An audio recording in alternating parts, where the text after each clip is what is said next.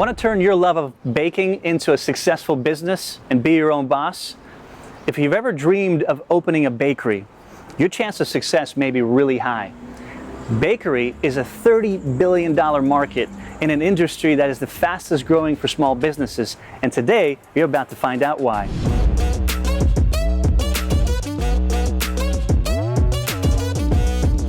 On this episode, we'll introduce you to Purandeep, the owner of Wild Wheat Bakery, who's been featured in Seattle Times, has won numerous Best of Kent awards, and whose revenue is in the 7 figures. As far as opening up a location like this, what would it take cost-wise to open it today? We do well over $1 million in gross revenue every year. You'll learn all the ingredients on how to plan, start, and grow a successful bakery business that has customers lined up around the block waiting to try some delicious treats. Your biggest expense is going to be payroll. It's the people. I mean, making bread doesn't cost much. The bakery is not his first foray into owning a business. It's one of 4. Finding courage is what holds most people back from getting started. So let's get some insight from someone who's managed to get started 4 separate times.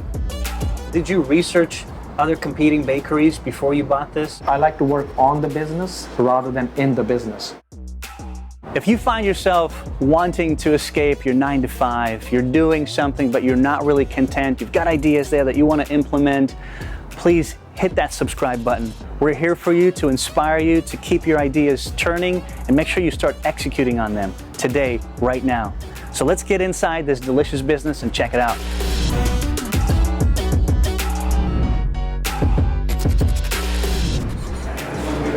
Hey, How are you, PD? good to see you, man. Pleasure. Thanks for meeting with us for UpFlip. Look forward anytime. to sharing your story. Yeah, definitely. I'm excited. Absolutely. Let's do it. In a couple minutes, tell us a little bit about yourself and how you ventured into the bakery business. So just to give you guys a little background, I came here about 20 years ago from India, and I came here as a student on a student visa. I have a bachelor's degree in computer science. Wow, okay. So I worked in corporate America for many years. I was a business analyst, and I did that until finally I started to realize, that wasn't really the thing for me. Corporate politics and whatnot. So I always had that mindset of, going about and doing my own thing. Do something in your own, okay. Right. So, I was looking for things, and, some opportunities came up, and luckily I was able to grab them. So Was it always bakery focused, or not how did really. you end up? I was just looking at businesses in general. So I looked at a bunch of different businesses and, something that I enjoy doing. And the bakery just happened to come across as one of them. So, that's how, the transition really happened.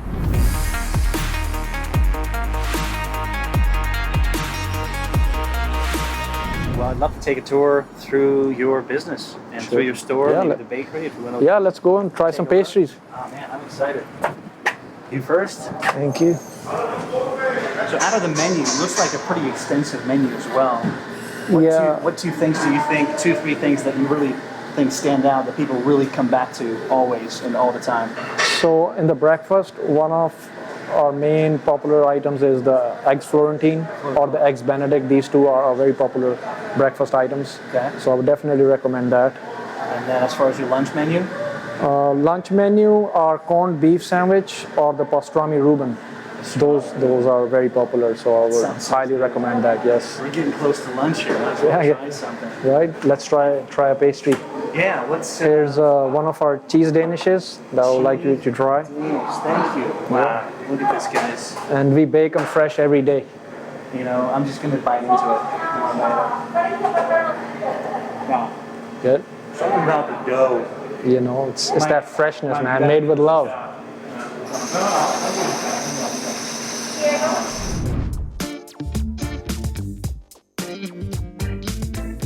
Did you research other competing bakeries before you bought this? If so, how did that influence your plan and decisions in acquiring the bakery? So I looked at a bunch of different businesses across the board, mainly ones that had a good return, right? For Good me, return, okay. I'm a numbers guy, at the end of the day, it's Right. business. So we're looking for something where the numbers make sense, the return on investment was good. So I was just all over the board, all different types of businesses I was looking at. And this particular business had the numbers, caught my attention. It was an established business. It's been here 20 years. It's well known in the community, in the local community. So the name was, identifiable with a lot of people in the local community. Repeat customers who are here every day, every morning. Yes, exactly. Yeah, So that makes was one sense. of the reasons. So I really went out of for a this. spectrum of like 10, 20 businesses that you would consider, you were thinking which ones have the highest profit margin? Yeah, that was one of the very key things. Out of the numbers, the what numbers else? had to make sense. The numbers had to make sense. I had to be comfortable running it. It had to be something that I'm passionate about. See, if you're not that's a good passionate point. about something, it's not going to have the same effect. You got to really love what you're doing. I mean, you could buy a lot of things where the numbers make sense, but eventually you might burn out and you lose interest in that. So that was another key thing for me, not to get into that position.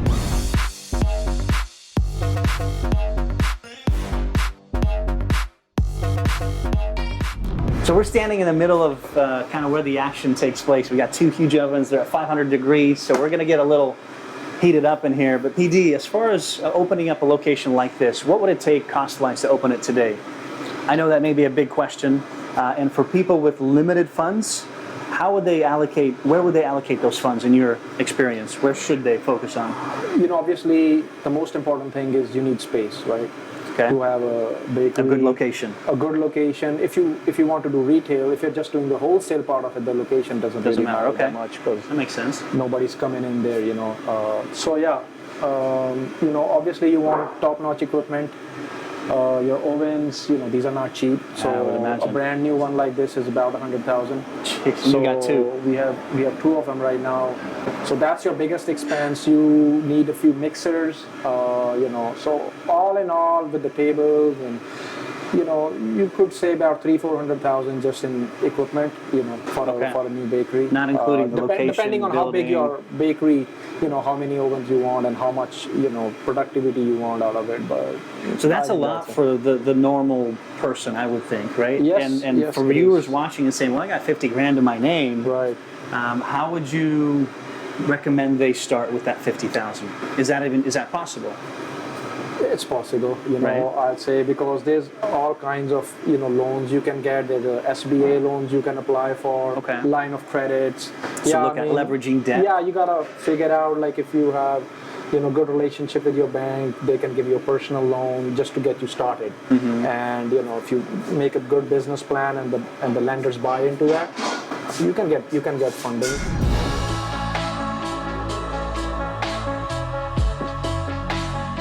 So in any business, it's important to acquire new customers. What was most effective strategy for you in acquiring new customers? What does that look like when you acquired this business? Luckily, we have a very good customer base, but obviously, to grow the business, you need to gather more customers. So one of the things we did is very active social media marketing. So we are very So you active went on on social. Social media, Instagram, Facebook. So we have a social media management company that we use, and they do an excellent job in promoting, whether it's new items or any news feed that we need to send out to the customers. So I think that really helped a lot. These days, everybody's on their phone, so Right. it's instant data. Everybody sees it right away. The goal is we want to be on an increasing chart. Sales revenue has to increase, right, every year. So you set a number. Okay, I want to grow 10% every year. What do I gotta do? Like, you have your sales, what they are. What are you gonna do different so that you have 10% more sales next year? So that's Acquire really new customers. It's in your back of your mind all the time. So that's customer acquisition. Expanding new product lines, whatever that is. So those are things you really have to sit down, figure out what is it that I can do to get more people in. Awesome. Whether it's customer loyalty, having some sort of a loyalty program, there's a bunch of different options, but you have to really know what works for you and your customers. At the end of the day, the customers are the ones that are paying your bills. I tell that to my employees, that I'm not the one paying you. It's the customers that are paying you. Yeah. So you always got to remember that.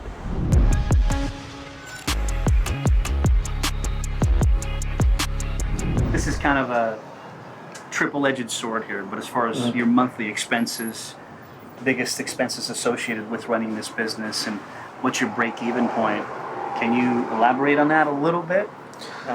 So yeah, Helpful. you know, in any business, your biggest expense is going to be payroll.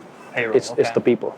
I mean, you know, making bread doesn't cost much, flour doesn't cost much. You know, so the ingredient cost in itself is not that big.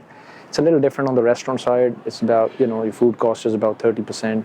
Okay. But on the bakery side, you have very low ingredient cost, but your payroll, the labor is what gets you. So you gotta watch out for your labor. Our monthly expense when we are running full staff, you know, our monthly expenses can be close to 6 figures. 6 figures just on monthly expenses. Just in monthly payroll expenses, exactly. Well, you got 36 people running this right. place. So it adds up, you know. That's not a small number. It adds I up. thought you were going to say, you know, teens. Somewhere, no, I wish. I wish. Yeah. But you know, with minimum wage going up, and you know, everything is just going up and up. So you gotta keep up with that. Yeah. And all the taxes. So there's a lot that goes into it. So you really gotta do your research before you jump into something, you know, because that's what's gonna get you. You know, one of the things I want to throw in here, you guys, and this is really, really important because we're talking about minimizing your expenses, improving the quality of your product. I always think of Paul Akers, and it's in our episodes. There's 2 series, so check it out. I think we'll put a thumbnail there for you to click right away. But we interviewed Paul Akers, and I think I would suggest to you as well, as a means to share it with you. He's talking about lean manufacturing, lean theory, about how to reduce your expenses. Right. You guys should definitely check it out. I think it'll be a benefit to everyone.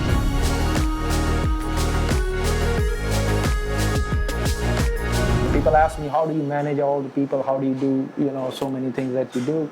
I tell them, look, you know, just make sure that your people are taken care of, and then the rest will be taken care of. Because if you're trying to do everything yourself, you can't do it. Right. You know, you only have, you know, certain number of hours in a day. You'll burn out. You'll burn out, and you stress yourself out. Right. So it's not worth it. You can't, like I said, I always tell people that I like to work on the business rather than in the business. Now, people ask me, what does that mean? So there's a difference. I could be in here working, you know, the dough or in the kitchen or behind the counter, but then I'm just stuck in the same routine. I'd rather take one step back and work on the business so I can see a bigger picture of what pieces I need to take care of, whether, you know, it's this person or this manager or this department. On the business. It's working on the business. So I focus more of my energy on that.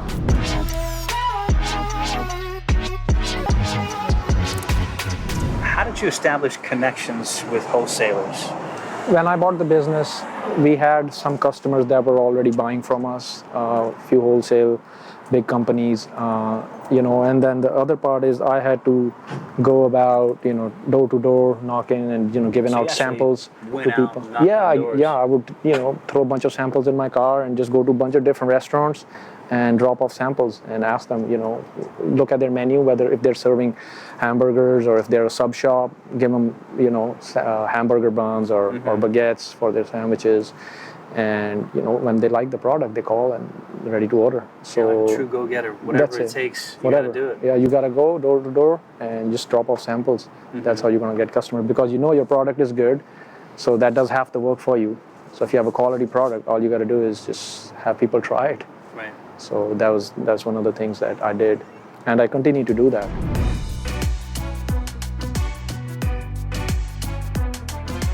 What's a good bad day as far as profits?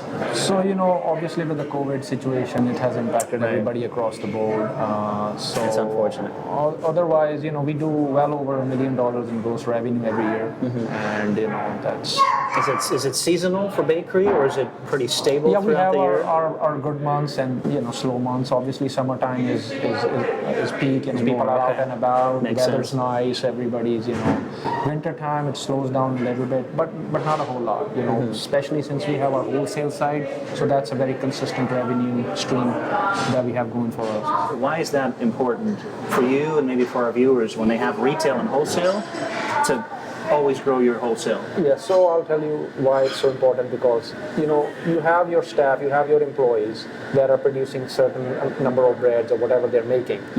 It's not a huge cost for them to produce a little bit more with the same employees and the same equipment, but you can increase your sales significantly, right? Whether if you're in a restaurant, you want to increase your menu, you need to have more cooks, more staff, so the overhead costs are Increases, more, right? yeah. Whereas on the wholesale side, the overhead cost to get more customers is not that big. It doesn't go up significantly. That makes sense. So we could cater to a lot more wholesale customers with the given equipment and the given staff. So the cost is low, but you can potentially increase your revenue. So that's one of the reasons. That makes sense. Hope you guys caught that. Super important. Hope you guys enjoyed this episode about Wild Wheat Bakery, the amazing planning, execution, and the results that were achieved. Come back for part 2. The link is in the description below.